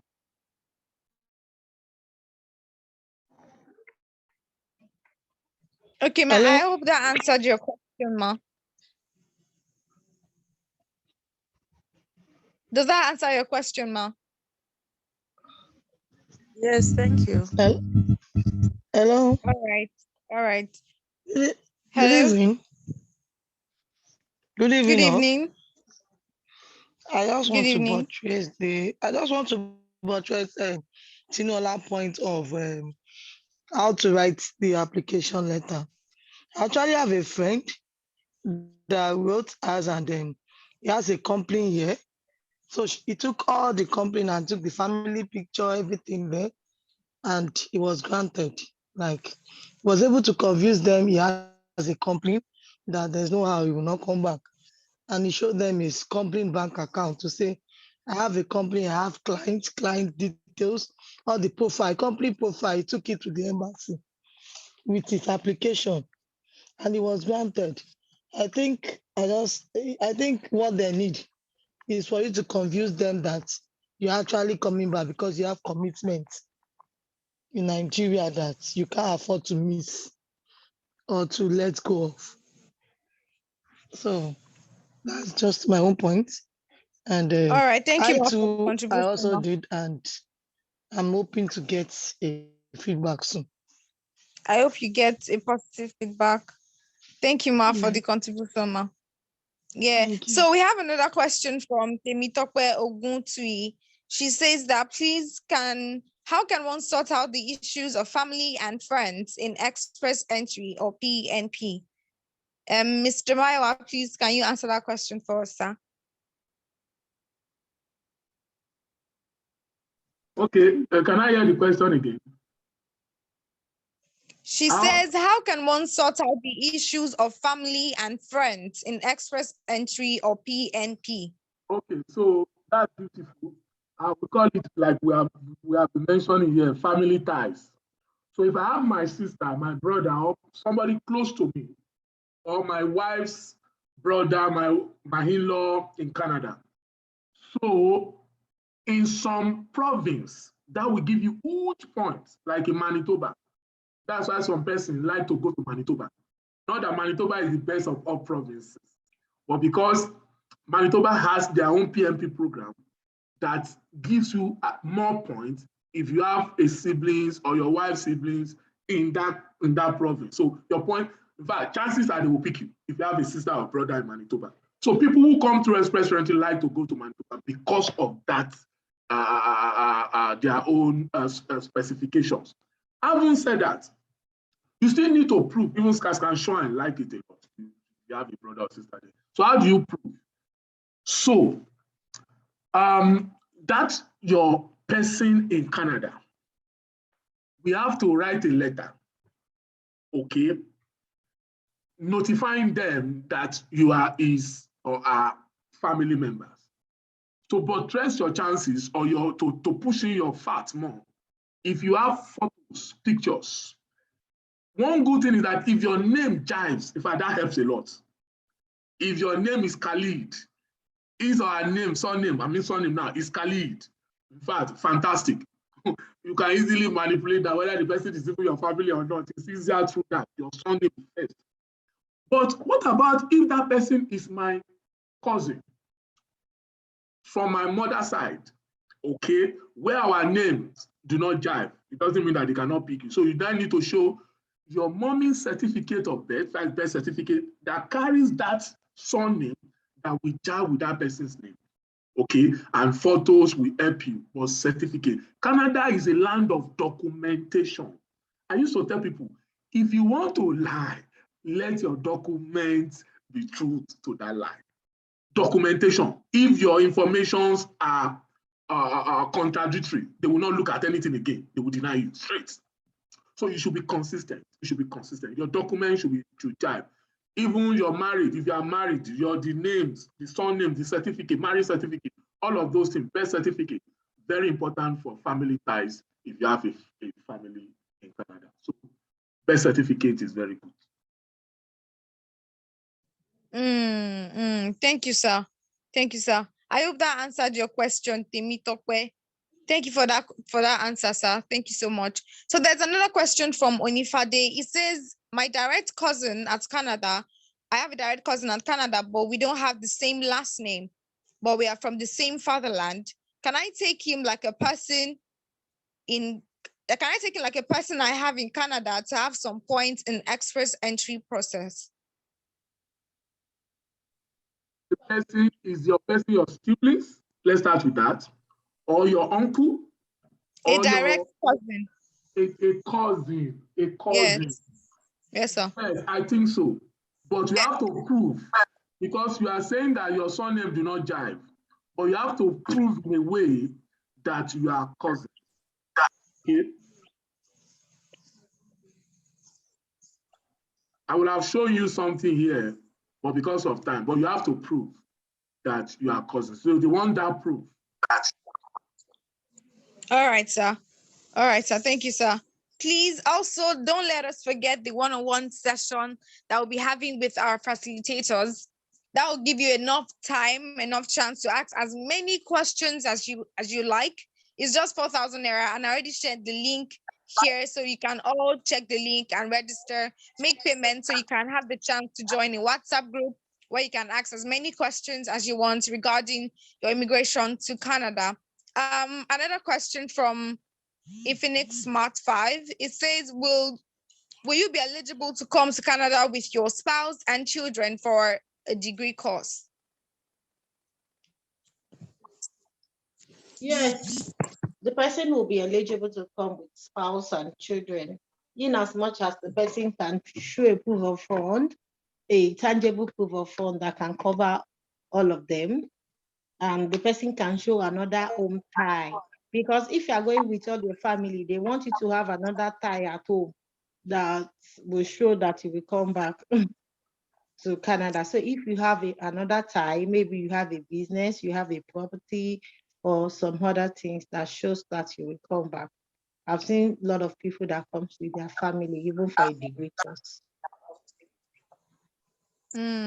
Okay, thank you, Ma. So we have another question from Ibukunoluwa Akinsoya. She says, are there professionals who one can consult to assist in the letter of explanation and some other letters? If there are professionals that can help with the letter of explanation. Of course, there are a lot of professionals that can help with letter of explanation. Maybe during the one-on-one section. Yeah, yeah. So if you would like to know more on that, you can you can sign up for the one-on-one session. 4,000 naira, so you can sign up for it to ask your questions and be able to have access to these professionals so they can help you with your letter of explanations and every other letter that you have to write. Another question, please. It says, please, if I have my ND, but my WAEC result isn't okay, or should I say that one of my major subjects was cancelled, math to be precise, it's just NECO I have, do I have the possibility to still apply to a school in Canada? That possibility is slim because the result was actually cancelled. It's not like he has a particular grade in that mark. And number two is even a NECO because not all schools accept NECO. NECO, yeah. But if the NECO is also not having a K-leg, so I don't know the possibility. But with the handy, I'm not too sure, but they might be, but I'm not too sure of that. All right, Ma. I hope that answered your question, TechnoSpark 5. Okay, I guess, okay, another question. Does it mean that one can pursue a master's degree using either the study route or the express entry? I mean, do we get to have a choice? So the person's asking if we can either go through study route or express entry to have your master's degree.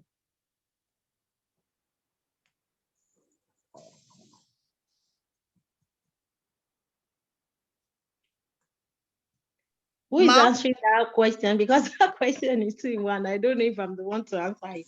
Okay. The question is from Peace. Huh? The question is from Peace. Okay, so should I answer it? Yes, Ma, you can. Yeah, the reason why a lot of people go through study route is because they couldn't make points for their PR. Like for someone that says the person does not even have a degree. If you don't even have a BSc degree yet, and you don't even have a master's degree yet, and you're trying to build up points for your PR, you know that you have slim chances, or maybe some people have calculated and they found out that you don't have a degree, you don't have masters, and you don't even have working experience. You don't have the 3 major things needed: no work experience, no masters, and no degree. So the person might want to consider the study route instead. So even if you go with PR, if it's your low point and miraculously you are able to get a PR, some people that comes to Canada even as PR most often still go back to school. Most people, not all, but most often still go back to school because in Canada they respect their own certificate more than what you are bringing from outside, and especially if you are coming from a country like maybe Africa and all of those. So they respect their own certificate more than what you are bringing from your home country. So most often people that comes with PR will still want to go to school. Lots of people, but not all anyway. Okay, Ma. Okay, Ma. Thank you. So we have another question from Adeyemi. It says, does PR cover all my family members? Yes, now that is the beauty of PR. So if you put there that you have children, this number of children, and you are married, of course, once you have PR, it's for your family. They ask everybody because you must have put them in your application in the first instance. And so once you have PR, it's for your family. Just ask you and your family to submit your passport and they give it to you. Okay, sir. So it looks like we have a lot of questions to ask. And just so you can be more clear on your questions, I will encourage you to register for the one-on-one session.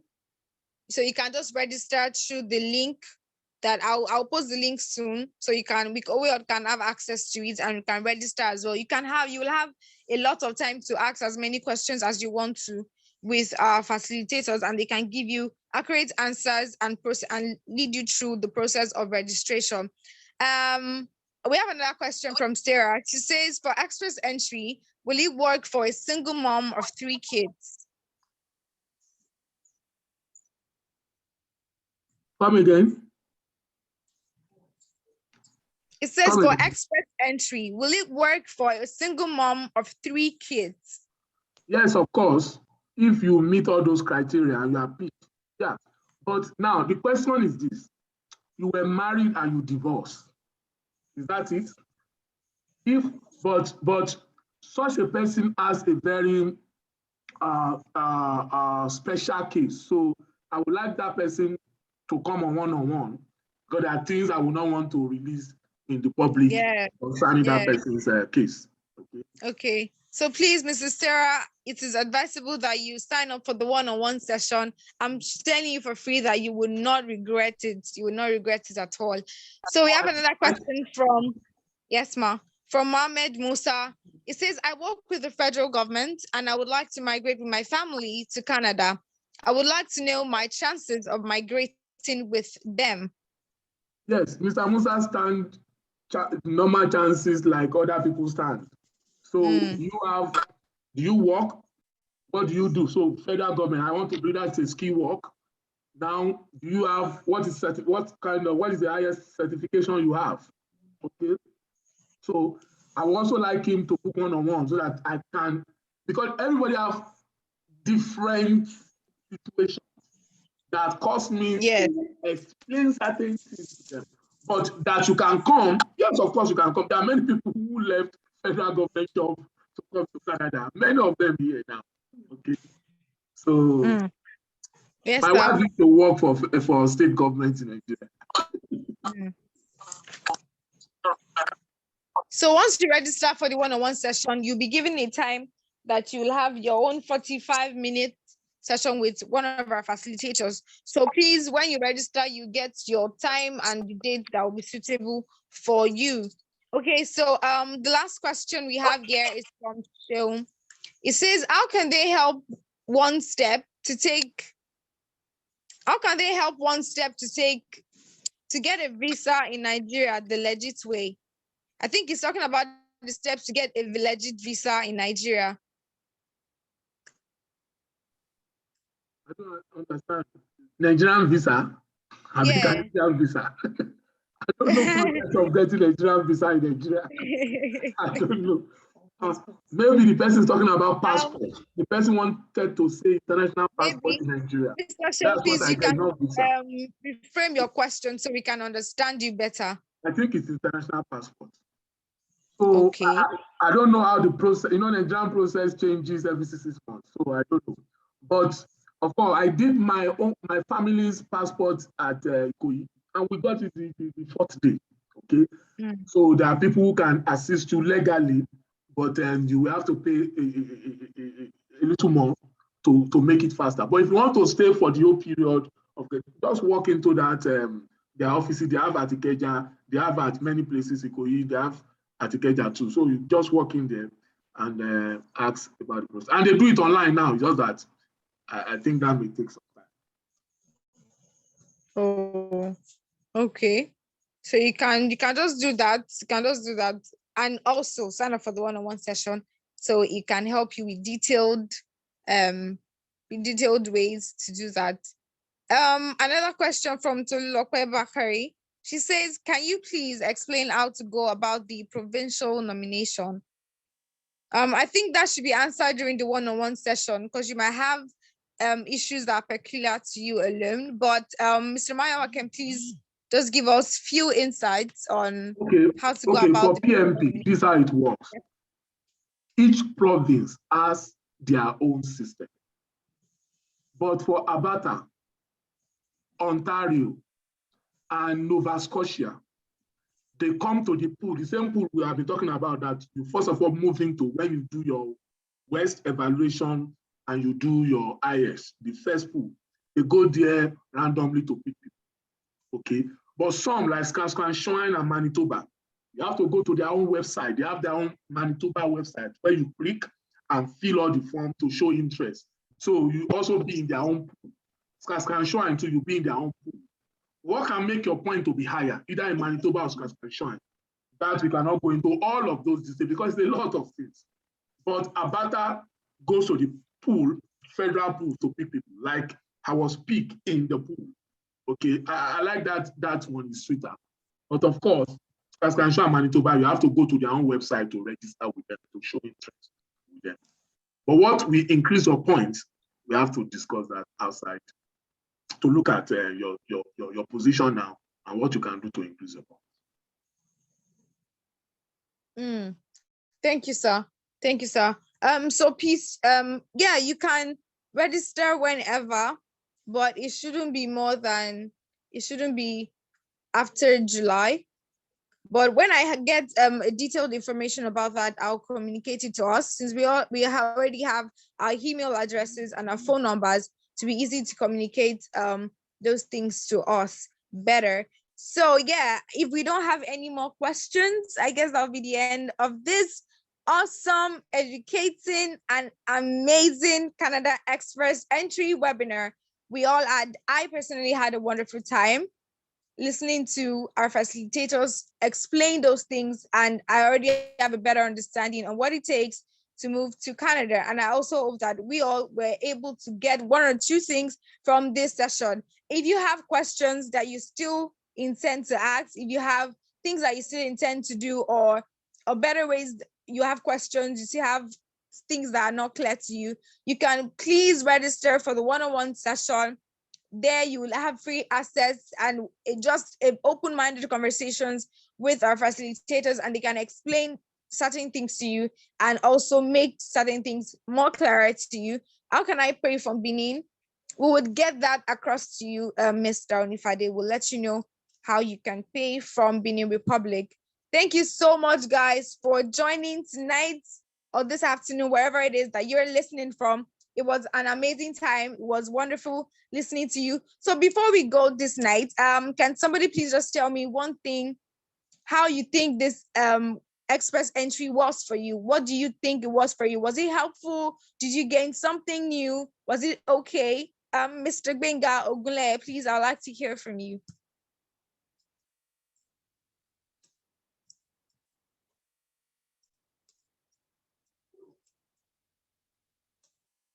Are you on the call, sir? Or Mrs. Ibukunoluwa Akinsoya, please, I'd like to hear from you. Good evening, Okay. everyone. Good evening. Good evening, everyone. Yes, it has really been a very insightful one for me. Even in fact, my wife was even right here with me. So because it is a plan, we are already trying to put one or two things together to make it work. So we've been able to learn and unlearn a lot of things. It has really opened our eyes, and we are seeing a lot of possibility. In fact, the timeline we already scheduled, I think we can bring it down a bit, because there are ways which things can now be fast-tracked to make it faster. So we are going to key into that 4,000, so that there's some personal question we would like to ask. So we are going to use that channel and that medium to, to ask our question. So we are really thankful and grateful for the organizer of this very important information that is being shared. Thank you very much, sir. Thank you very much, sir. That was really great. Thank you, sir. Mr. John Ade Akin, can you please tell us one thing that you've learned from today's session? How was it for you?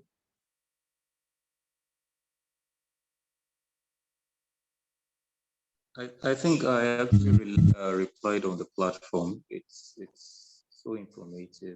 I got a lot of messages from it, and I hope to continue the process gradually. Just as I've already gotten some ideas, and I hope to follow up as time goes on. That's great. Thank you, sir. Thank you, sir. A big thank you to every one of us that stayed through to this time. Thank you so much for your time,